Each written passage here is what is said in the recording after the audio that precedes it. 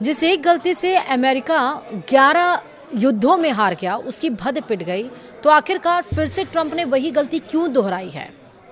ये सबके जहन में सवाल आ रहा है कि ट्रंप क्या कर रहे हैं और क्या करना चाहते हैं। हम आपको बताएंगे इस वीडियो में। नमस्कार, आप देख रहे हैं न्यूज़ 18 का डिजिटल प्लेटफॉर्म और मैं हूं आपके साथ श्रुति श्रीवास्तव। ईरान के साथ चल रहे युद्ध के बीच अमेरिका में संसद की शक्तियों को लेकर एक बार फिर से बहस छिड़ गई है। क्या राष्ट्रपति बिना कांग्रेस की मंजूरी के युद्ध शुरू कर सकते हैं? यह सवाल अब फिर से चर्चा में है। अमेरिका ने 28 फरवरी को ऑपरेशन एपिक फ्यूरी शुरू किया था और इसके बाद से तेल की कीमतें बढ़ गईं और दुनिया भर में आर्थिक अनिश्चितता बढ़ी।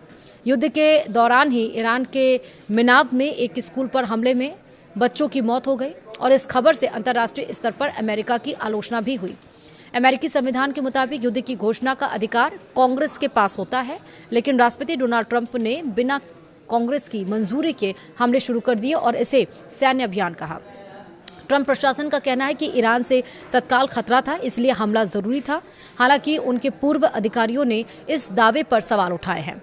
अमेरिका ने आखिरी बार 8 दिसंबर 1941 को औपचारिक रूप से युद्ध घोषित किया था, जब पर्ल हार्बर हमले के बाद जापान के खिलाफ जंग शुरू हुई थी और इसके बाद से ज्यादातर मामलों में Congress authorization for use of military force देती रही है, जिससे सेना को सीमित कार्रवाई की अनुमति मिलती है। खाड़ी युद्ध, अफगानिस्तान युद्ध और इराक युद्ध में कांग्रेस ने ऐसी ही मंजूरी दी थी। हालांकि कई बार अमेरिकी राष्ट्रपति ने बिना इस मंजूरी के भी बड़े सैन्य ऑपरेशन किए हैं। अब सवाल ये कि क्या ट्रंप ने फिर वही गलती दोहराई है जिसकी वजह से अमेरिका 11 बार जंग में फंस चुका है? आइए अमेरिका की उन 11 सैन्य कार्रवाइयों को जानते हैं जिसमें कांग्रेस की मंजूरी नहीं ली गई।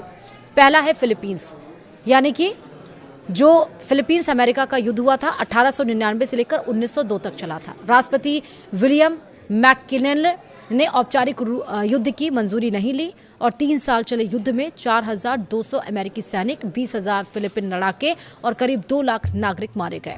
उसके बाद दूसरा हुआ कोरियाई युद्ध, जो कि 1950 से लेकर 1953 तक चला। राष्ट्रपति हैरी ट्रूमैन ने इसे पुलिस एक्शन बताया और कांग्रेस से अनुमति नहीं ली और इस युद्ध में 37,000 अमेरिकी सैनिक और कुल मिलाकर करीब 50 लाख लोग मारे गए। तीसरा है वियतनाम युद्ध, 1955 से लेकर 75 तक चला। शुरुआत में मंजूरी मिली थी लेकिन बाद में खत्म हो गई और इसके बावजूद राष्ट्रपति रिचर्ड निक्सन ने बमबारी जारी रखी और इस युद्ध में 58,220 अमेरिकी सैनिक मारे गए। चौथा है कंबोडिया में बमबारी, 1969 से लेकर 73 तक। निक्सन ने गुप्त रूप से बमबारी करवाई और कंबोडिया में और कांग्रेस को बताया भी नहीं और इस दरमियान 5.4 लाख टन बम गिराए गए और 1.5 से 5 लाख नागरिक मारे गए। उसके बाद ग्रेनेडा हमला हुआ 1983 में। राष्ट्रपति रोनाल्ड रीगन ने बिना मंजूरी हमला किया और यह ऑपरेशन 8 दिन चला, जिसमें 19 अमेरिकी सैनिक और 24 स्थानीय लोग मारे गए। फिर पनामा हमला हुआ जो कि 1989 में हुआ, 1989 में, जिसमें कि राष्ट्रपति जॉर्ज बुश ने ऑपरेशन जस्ट कॉज शुरू किया और इसमें पनामा के नेता को पकड़ लिया गया। 23 अमेरिकी सैनिक और करीब 1000 लोग मारे गए।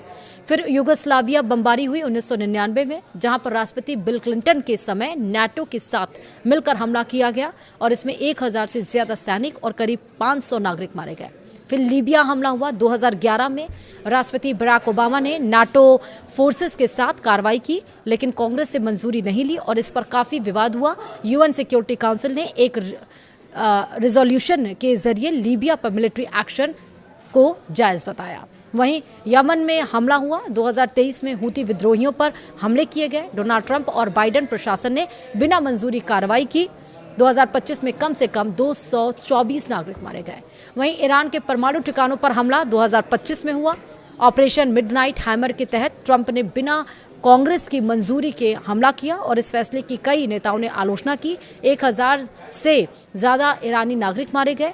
वहीं वेनेजुला में कार्रवाई 2026 में हुई, जहां 3 जनवरी को अमेरिका ने हमला कर राष्ट्रपति निकोलस मादुरो को हटाया और इस ऑपरेशन में करीब 75 लोग मारे गए और 7 अमेरिकी सैनिक भी घायल हुए।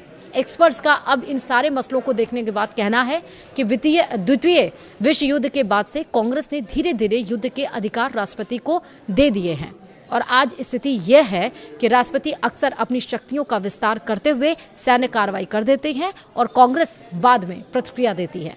हालांकि बिना मंजूरी के युद्ध में कूदने के लंबे और गंभीर परिणाम हो सकते हैं। अगर इन 11 मामलों में पहले कांग्रेस से मंजूरी ली जाती तो कुछ युद्धों को हरी झंडी मिल जाती, कुछ में देरी होती या शर्तें लगती और कुछ जंग शायद शुरू भी नहीं होते।